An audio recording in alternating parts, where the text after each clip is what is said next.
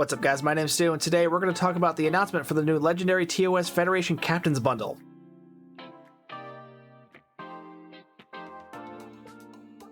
That's right folks, we're getting another Legendary bundle just in time for the Temporal Recruitment event rerun. This one features a new Legendary Miranda class with an original series style skin on it, and an instant level 65 boost for TOS Federation Captains. Here we are, the Legendary TOS Federation Captains bundle. Like past Legendary bundles, this will include one Legendary ship and a level 65 boost for one of your characters, in this case a TOS Federation character.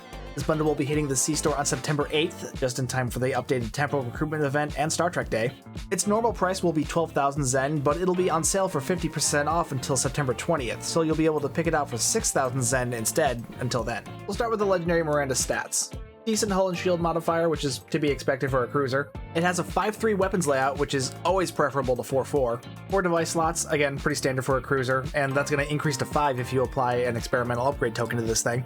Lieutenant Commander Tactical seat, a Commander Engineering / Temporal seat, which means we can get Recursive Shearing 3 onto this thing, a Lieutenant Commander Science / Pilot seat, pilot, and an Ensign Universal and Lieutenant Universal. For the console slots, it's got 3 Tactical, 4 Engineering, and 4 Science. It's a little light on tactical seating for my taste, but that's not really a big deal. It just means you're going to get another Universal console in there. Plus, upgrading this thing to Tier 6X will make up for that because you'll get that Universal console slot. Base turn rate of 10.5, impulse modifier of 1.7, and inertia rating of 45. This means it'll handle something kind of in between the Reliant and the Clark, a little more closer to the Reliant, which is good because the Reliant was a bit more nimble. It can equip cannons, which is interesting, but the ship is much better suited to beam overload. This is a multi-mission cruiser, so this will have a hangar bay, which is kind of cool. It comes with the Class F shuttles, and the elite versions of these are kind of cool because they have beam overload.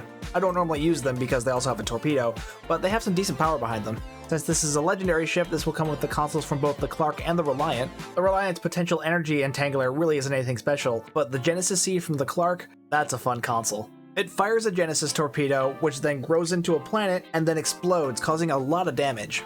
It's better suited for science ships, but this has a nice science seat, 2 universal seats, which you can make into science, and some nice buffs to auxiliary power, so you can probably get some decent power out of that thing on this ship. This is a full temporal ship, so you'll have the molecular reconstruction abilities, meaning you'll be able to choose between some nice offensive, defensive, and support buffs. This is a cruiser, so you'll have access to a command array, but this thing only has access to the weapon system efficiency and the shield frequency modulation. The weapon system efficiency is going to be nice for energy weapon builds, but the shield frequency modulation is kind of pointless. Starship Mastery Package is all tanking traits, which is pretty typical for a cruiser. It also comes with the traits from both the Reliant and the Clark, because, again, it's a Legendary ship. The Reliant's Evasion Specialist is just a shield buff, and it's pretty pointless. But Greater Than the Sum from the Clark is actually a pretty decent tanking trait as long as you've got a good amount of command seating. Though you won't have that on this ship, sadly. The new Tier 6 trait on this ship is called One Big Happy Fleet. Love that name, by the way. And the trait is actually pretty interesting. The first damage your ship deals during combat will force that foe's shields offline for a moderate duration, allowing opportunity for a devastating initial volley. This first part made me nervous because it kind of sounds like Vulcan Hello, which is kind of terrible because it only triggers once during combat. But it continues. Thereafter, you will gain an increasing amount of shield penetration for energy weapons as long as you remain in combat. This benefit resets when you leave combat. Depending on how much shield penetration that ends up being, this could be really nice for beam overload builds. At the very least, this will be useful to players who don't have some of the more difficult to obtain beam overload traits and still need something to fill those starship trait slots. Since this is a Legendary ship, it will have a new skin on it. They're calling it the Miranda Class Mark I. Basically, it's an original series themed Miranda class, and it looks absolutely gorgeous. With the Temporal Recruitment event coming back, I'm sure plenty of people are going to be wanting to play around with their TOS Space Barbie instincts, so this is a great ship to pick up for that. That said, if you're not big on the original series aesthetic, you got plenty of other options to mix and match with. Overall, this seems like a really fun ship, and I cannot wait to get my hands on it, but there is one thing I don't like about it. That pilot seat. I'm not exaggerating when I say this ship could have been so much better with literally any other specialization on that Lieutenant Commander Science seat. This could have been a fantastic torpedo boat if there had been a command seat. Miracle Worker is the best for energy weapon builds because of narrow sensor bands, and since this new trait focuses around energy weapons, I would think Miracle Worker would have been a very logical choice for this. Intel would have also been good because then you could at least get override subsystem safeties, which is also good for energy weapon builds.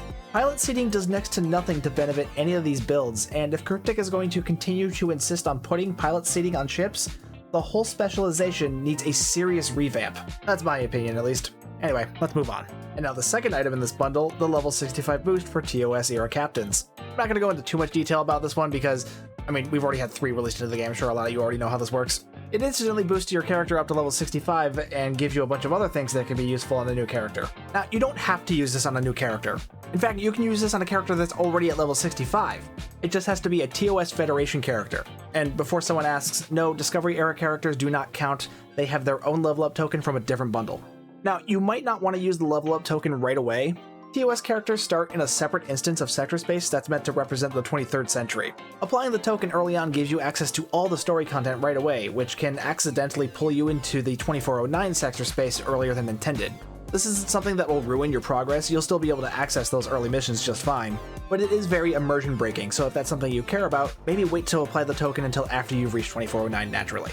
Now, these level up tokens come with a bunch of gear and other things to help out a new character. A little bit of EC, some expertise, and some reputation dilithium vouchers to help get you started. One of each specialization qualification so you can immediately outfit your bridge officers the way you need to for your ship. 5 universal tech upgrades, though honestly 5 of these really isn't going to help you upgrading your gear that much. Inventory, bank, bridge officer, and starship slots, these are always helpful. A full suite of very rare Mark 14 ground and space gear, and since this is an original series style bundle, it's going to be original series style gear. And 6 bridge officers, fully leveled, fully geared, and fully trained in all basic bridge officer abilities.